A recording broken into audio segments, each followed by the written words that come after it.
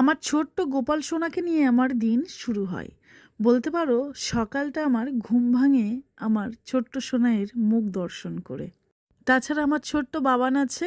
বাবানও কিন্তু স্কুলে যাওয়ার আগে কিন্তু আমার ছোট্ট এই গোপাল সোনাকে প্রণাম প্রায় করেই যায়। গোপু সোনাইকে তো খাইয়ে ফেললাম, এবার বাবিনকে আমি স্কুলে নিতে এসেছি।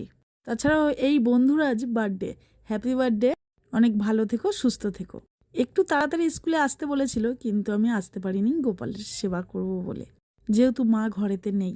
বাবুনকে স্কুল দিয়ে নিয়ে এসেছি। নিয়ে আসার পরে দেখো বাবুন কত খুশি হয়েছে, আমাকে হাম্পি খেয়েই যাচ্ছে। কিন্তু আমার ভীষণ ভালো লাগছে, বিশ্বাস করো।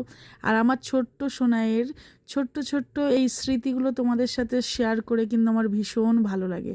বাড়িতে এসে এখন বিছানার মধ্যে পুশ আপ দিচ্ছে, তার মানে ব্যায়াম করছে।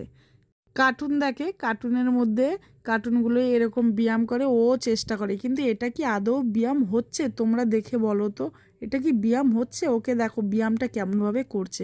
যাই হোক, এই নিয়েই হাসাহাসি করছিলাম ওর বাবা আর আমি। তারপরে বাবানকে বললাম, তুই বন্ধ কর, এসব আর করিস না। বলল না, 100 করতেই হবে। আমি ঠিক আছে, তুই 100 করতেই থাক, আর আমি রান্নাঘরের দিকে যাই। ওদিকে খিদেও পেয়েছে, যাই তোর জন্য খাবার বেড়ে আনি, তাছাড়া সবাই খাবো। আজ কি কি রান্না বান্না করেছি তোমাদের সঙ্গে শেয়ার করলাম বন্ধু। বাবানকে যখন স্কুল দিয়ে নিয়ে আসতে গিয়েছিলাম তখন হাঁসের ডিম নিলাম। আজ হাঁসের ডিম খেতে ভীষণ ইচ্ছা করছিল, তার জন্য হাঁসের ডিম নিতে গেলাম। বাবরে বাপ, হাঁসের ডিম মাসিরা বলে কি নাকি 18 টাকা পিস।